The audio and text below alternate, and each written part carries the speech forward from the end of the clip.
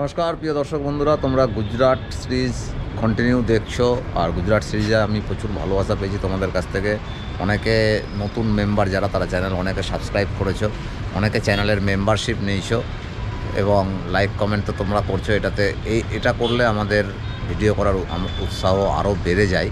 তো আজকে দরকা সিরিজ আমাদের এখনও শেষ হয়নি। আজকে দরকার হচ্ছে আমরা যাব আজকে 3টে জায়গা দর্শন করাবো। তার মধ্যে সবচেয়ে যেটা উল্লেখযোগ্য সেটা হচ্ছে নাগেশ্বর মহাদেব, 12 জ্যোতির্লিঙ্গের মধ্যে অন্যতম। কারণ আমি এর আগেই আমার দর্শকদেরকে বলেছি যে আমার চ্যানেলে যারা রয়েছে তারা কিন্তু 12টা জ্যোতির্লিঙ্গ আমার চ্যানেল থেকে অবশ্যই দর্শন করতে পারবে, যারা ঘরে বসে দর্শন করতে চাও।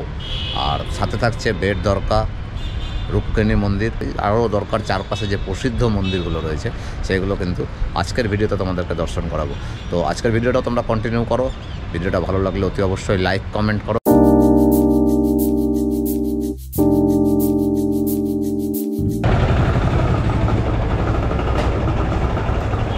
এই যে এইটা দেখছো, এই হোটেলে কিন্তু দরকাতে আমি আছি। এই যে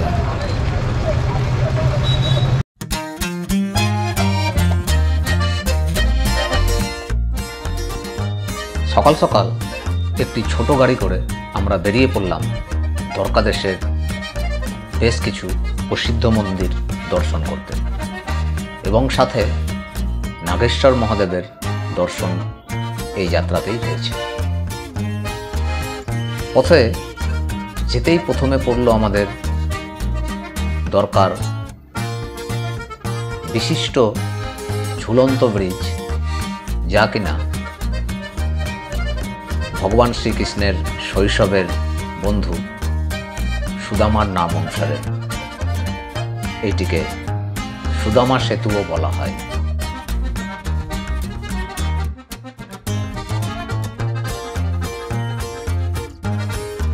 সুদামা সেতু এক প্রান্তে রয়েছে দ্বারকাধীশ মন্দির এবং অপর প্রান্তে রয়েছে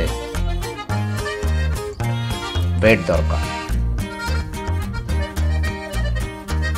তো আমরা এই মুহূর্তে এখন আমাদের প্রথম দর্শনীয় স্থান বেট দরকা।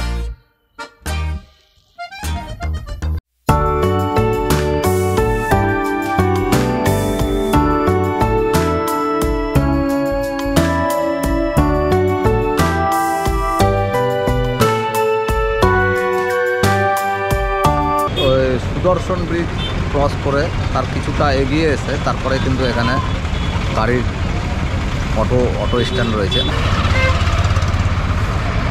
এই যে দেখতে পাচ্ছ অটো স্টপেজ, আর এগুলো হচ্ছে ব্যারিকেড দেওয়া রয়েছে, মানে এদিকে আর কোনো গাড়ি আসতে পারবে না। এটা হচ্ছে অটো স্টপেজ। আর ঠিক অপোজিটে হচ্ছে মন্দিরের, বেট দরকা মন্দিরের কিন্তু মেন রাস্তা। এই যে আমরা এখন মেন রাস্তা ধরে এগিয়ে যাচ্ছি। বেট দরকা যাওয়ার এটা রাস্তা।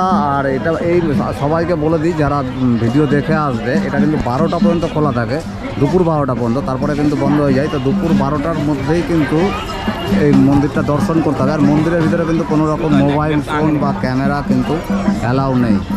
তো এটা রাস্তা দেখে নাও, বাম দিক দিয়ে এন্ট্রি আর ডান দিক দিয়ে এক্সিট। আর মন্দিরে ঢোকার সময় কিন্তু এরকম একটা লকার পেয়ে যাবে তোমরা। এখানে মোবাইল, ইলেকট্রনিক্স গ্যাজেট সব এখানে রেখে যেতে হবে। এরকম লকারের বেশ কিছু দোকান রয়েছে। সাথে রয়েছে এই যে ভোগের দোকান, যদিও মন্দিরে ভোগ দেওয়ার কিন্তু কোনো রকম ব্যবস্থা নেই। এই বেট দরকার গল্পটি আমি ছোট্ট করে আমার দর্শক বন্ধুদের সাথে শেয়ার করে নিই। শৈশবে শ্রীকৃষ্ণ এবং সুদামা খুব ভালো বন্ধু ছিলেন এবং তারা একই গুরুকুলে শিক্ষা অর্জন করতেন। পরবর্তীতে শ্রীকৃষ্ণ যাদব সম্প্রদায়ের রাজা হয়ে ওঠেন এবং সুদামা ক্রমশ দরিদ্র হতে থাকে। তাই সুদামা একদিন চিন্তা করেন তিনি তার প্রিয় বন্ধু শ্রীকৃষ্ণের সাথে দেখা করবেন।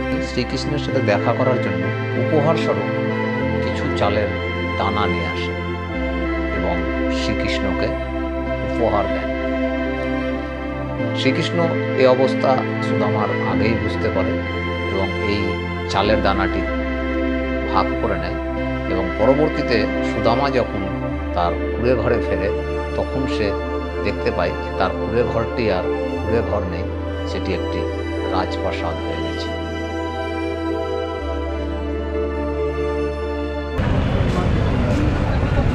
তো এবার কিন্তু আমরা ভেট দ্বারকা থেকে বেরিয়ে গেলাম, আর এবারে কিন্তু যাব হচ্ছে আমরা নেক্সট ডেস্টিনেশন। ভিডিওটা কন্টিনিউ করো।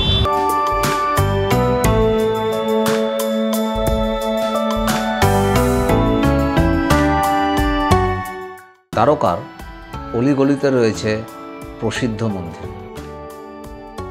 এমনই একটি মন্দির এখন আমরা যাচ্ছি, যা কিনা দান্ডি হনুমান মন্দির নামে পরিচিত। এখানে হনুমান এবং মকরধ্বজের বিগ্রহ রয়েছে।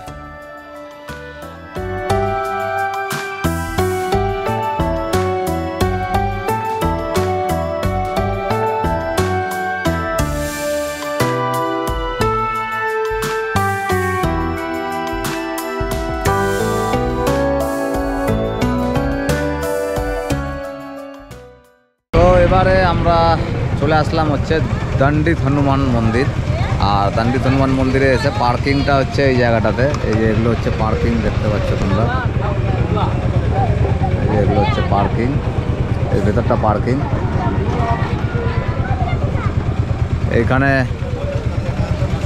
এখানে হনুমানজির দর্শন করব এবং এখানে দুপুরের মানে মধ্যাহ্ন ভোজ এখানে করব। শুনেছি এই ভোগটা নাকি, যেটা দুপুরে যে ভোগটা খাবো, এটা নাকি সম্পূর্ণ বিনামূল্যে। তো চলো, যদি ভেতরে ক্যামেরা অ্যালাউ থাকে তাহলে তো অবশ্যই দেখাবো। তো এইটা হচ্ছে হনুমান মন্দিরের মূল প্রবেশদ্বার।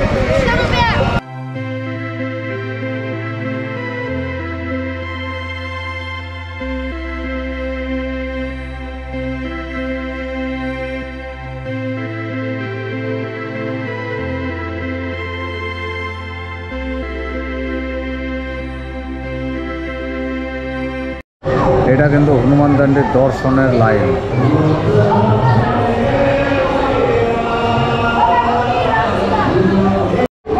এই যে রামশিলা, এটাকে কিন্তু ভালোভাবে দেখানো যাচ্ছে না।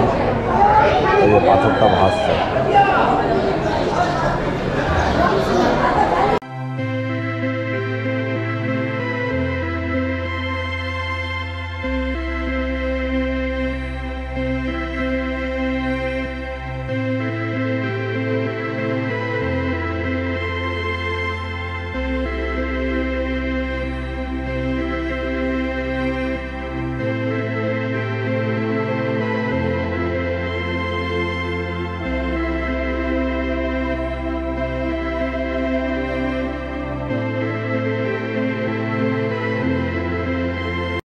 হনুমানজিকে যারা হচ্ছে নারকেল প্রসাদ চালাচ্ছে, তারা কিন্তু এই যে এই খানটাতে হচ্ছে কিন্তু এই যে নারকেলটা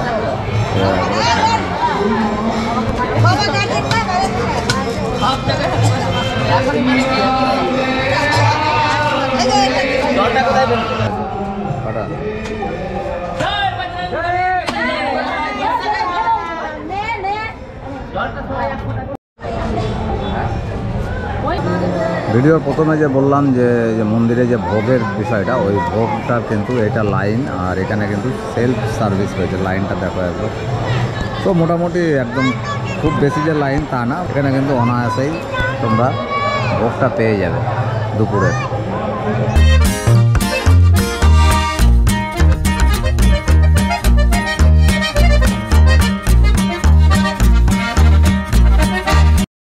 তো এই যে তোমরা ভোগ, এই ভোগটারই আমি কথা বলছিলাম এতক্ষণ ধরে। এখানে রয়েছে এই যে রাইস দেখতে পাচ্ছ, আর ডাল, এখানে একটা সবজি রয়েছে, এখানে মধ্যে আর একটা করে রুটি, এইটা। আর এই দেখো মন্দিরের বাইরে, এই হনুমান মন্দিরের বাইরে কিন্তু ঠিক এইরকমভাবে এই যে নারকেলের জল, এগুলো কিন্তু পেয়ে যাবে।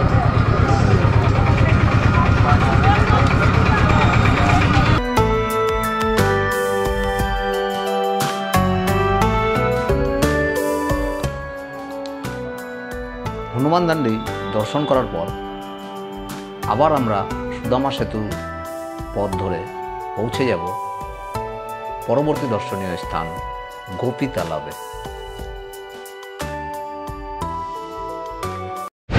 এই মুহূর্তে আমরা দাঁড়িয়ে আছি সুদর্শন সেতুর ওপরে। নিচে যে তোমরা দেখতে পাচ্ছ সেটা হচ্ছে তোমার সমুদ্র, আর সমুদ্র ভিউটা আমি জানি না কতটা ক্লিয়ার দেখাতে পারছি। এটা হচ্ছে পুরোটা সমুদ্র, আর ঠিক এইদিকে দেখো, এটা দেখলে বুঝতে পারবে এই যে সুদর্শন সেতু।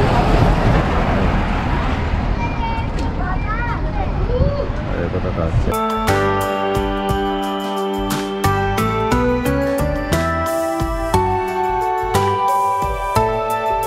হনুমান মন্দিরের পর এইবার কিন্তু আমরা চলে এসেছি গোপী তালাবে। এইটা হচ্ছে গোপী তালাব মন্দিরের বাইরের পরিসর আর কি। এটা হচ্ছে প্রবেশদ্বার।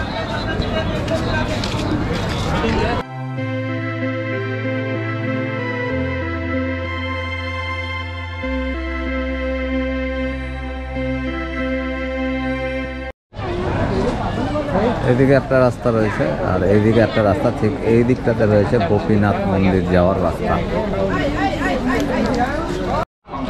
এটা হচ্ছে গোপীনাথ মন্দির যাওয়ার মেন প্রবেশদ্বার।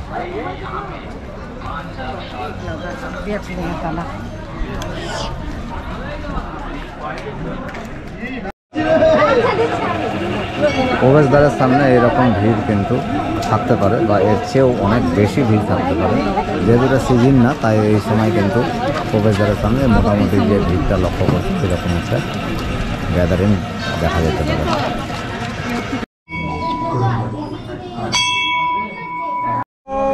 কেউ যদি ভাবো যে এরকম গোমাতার সেবা করবে, তো এখান থেকে চারা কিনে কিন্তু গোমাতার সেবা করতে পারবে।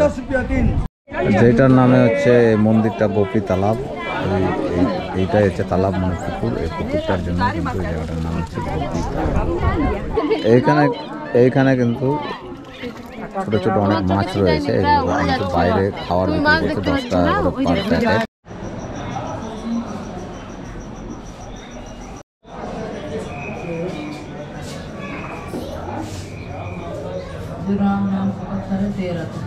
তো গোপী তালাবের এই ছিল ভিউ। আর এরপর হচ্ছে আমার সোজা দর্শন 12 জ্যোতির্লিঙ্গের মধ্যে অন্যতম জ্যোতির্লিঙ্গ নাগেশ্বর মহাদেব। নাগেশ্বর মহাদেবকে দর্শন করব, সাথে তোমাদের সকলকে দর্শন করাবো। তো চলো।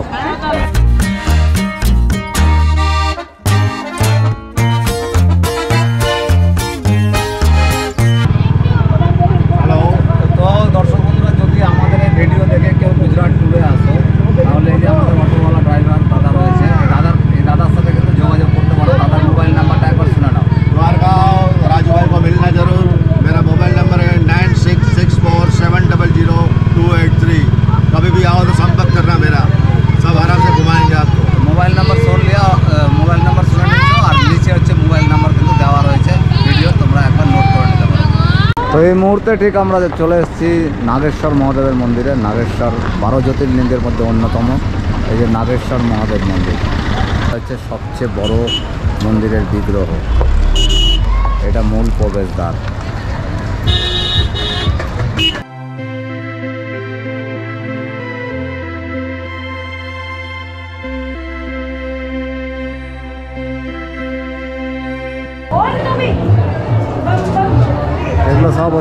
এগুলো সব হচ্ছে দর্শনের লাইন।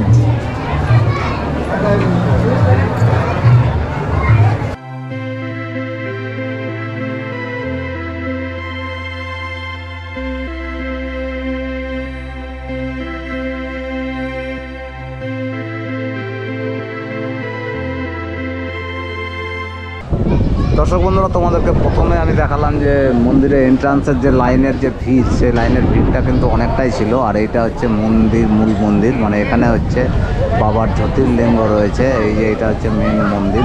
আর মন্দির পরিসরটা দেখা একবার, এটা হচ্ছে কিন্তু গোটাটাই মন্দির পরিসর। ওই বড়টা তো শিব বিগ্রহ তোমাদেরকে আগেই দেখিয়েছি, আর এটা হচ্ছে গোটাটা মন্দির পরিসর। নিচে একটা পুকুর আছে, ছোট্ট পুকুরে প্রচুর মাছ রয়েছে, যা দেখার জন্য ওই যে সাধারণ লোকজন দেখছে, সামান্য কিছু ভিড় করে আছে।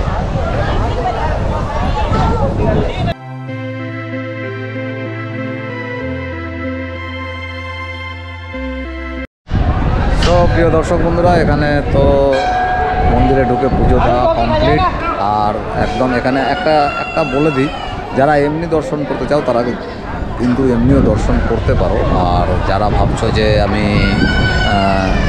মানে স্পর্শ করব, স্পর্শ দর্শন, সেটা কিন্তু করতে পারো। সেটা 200 টাকা থেকে স্টার্ট জাস্ট, আর 250 টাকার একটা ভোগ নিতে হবে, দিয়ে তোমরা কিন্তু স্পর্শ করতে পারো। তো আমি সেটাই করেছি, স্পর্শ দর্শন করেছি, কারণ এই সুযোগটা পেয়েছি এত কম টাকায়। তো স্পর্শ করে নিলাম বাবাকে, আর 250 টাকার একটা ভোগ নিয়ে বাবাকে দর্শন করলাম। তো অলমোস্ট আর যেই জ্যোতির্লিঙ্গগুলো দর্শন করেছি তাতে কিন্তু স্পর্শ সেভাবে করে করতে পারেনি বৈদ্যনাথ ধাম ছাড়া। তো এইটা কিন্তু খুব ইন্টারেস্টিং আর খুব ভালো লাগলো আমার কাছে, যে এখানে খুব ভালোভাবে পুজো দিতে পারলাম আর ভালোভাবে দর্শন করতে পারলাম। কিন্তু ভেতরে ক্যামেরা অ্যালাউ না থাকার জন্য কিন্তু আমি মানে ছবি করতে পারিনি। আর যদিও চুপ করে একটু করা যেত, কিন্তু আমি সেটাকে খুব বেশি প্রেফার করি না, তো সেই জন্য চুপ করে আর কিছু করিনি আর কি। তো নাগেশ্বর দর্শন খুব ভালোভাবে সম্পন্ন হয়েছে। তো নাগেশ্বর মন্দির ছেড়ে এবার আমরা যাব হচ্ছে রুক্মিণী মন্দির। রুক্মিণী মন্দির যেতে যেতে একটু আপনাদের সাথে ইতিহাসটা আলোচনা করে নিই। কথিত আছে যে ঋষি দুর্বাসার অনুরোধে একদিন শ্রীকৃষ্ণ ও রুক্মিণী রথে করে ঋষি দুর্বাসাকে তাদের বাড়িতে নিয়ে যান রাতের খাওয়ারের জন্য। এই সময় পথে রুক্মিণীর তৃষ্ণা পায় এবং শ্রীকৃষ্ণ সেটি দেখে পায়ের আঙুল দিয়ে মাটি সরিয়ে সেখান থেকে গঙ্গা জল বের করে রুক্মিণীকে পান করান। এবং এটি দেখে ঋষি দুর্বাসা অপমানিত হয় এবং তিনি ভাবেন তাকে প্রথমে জল পান করতে না দিয়ে তিনি রুক্মিণীকে জল পান করালেন। তাই তিনি রুক্মিণীকে অভিশাপ দেন, শ্রীকৃষ্ণ এবং রুক্মিণী কখনো এক প্রাসাদে থাকতে পারবে না। এবং 12 বছর এখানে রুক্মিণী শ্রীকৃষ্ণের ধ্যান করেন। তারপর তিনি অভিশাপ মুক্ত হন।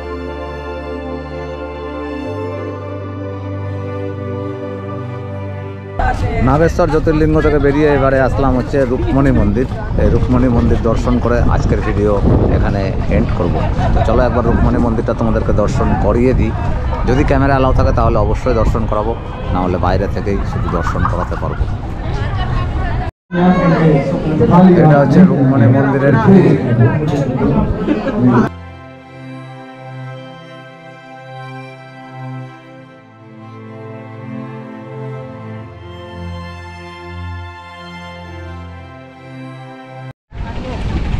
তো দর্শক বন্ধুরা, এখানেই শেষ করছি আজকের আমাদের ভিডিও। রুক্মিণী মন্দিরেও কিন্তু এখানে ভিডিও অ্যালাউ ছিল না বলে আমি রুক্মিণী মন্দিরে ভিডিও করতে পারলাম না। আর এখানেই শেষ করছি আজকের আমাদের ভিডিও। আই হোপ ভিডিওটি তোমাদের সকলের খুব ভালো লেগেছে। আর ভিডিওটি ভালো লাগলে অতি অবশ্যই লাইক করো, কমেন্ট করো এবং চ্যানেলে নতুন হয়ে থাকলে চ্যানেলটি সাবস্ক্রাইব করে আমাদের সাথে থাকো। দেখা হচ্ছে অন্য কোনো ভিডিওতে, অন্য কোনো ব্লগে। আজকের মতো টাটা। আর পিছনে যে দেখতে পাচ্ছ আমার ব্যাকগ্রাউন্ডে, সেটা কিন্তু সমুদ্র। কালকে এই সমুদ্রে আমি যাব এবং এখানকার ভিডিও নিয়ে খুব তাড়াতাড়ি হাজির হচ্ছি। তবে সবাই কিন্তু কমেন্ট বক্সে কমেন্ট অবশ্যই করো। রাধে রাধে, জয় শ্রী মহাদেব।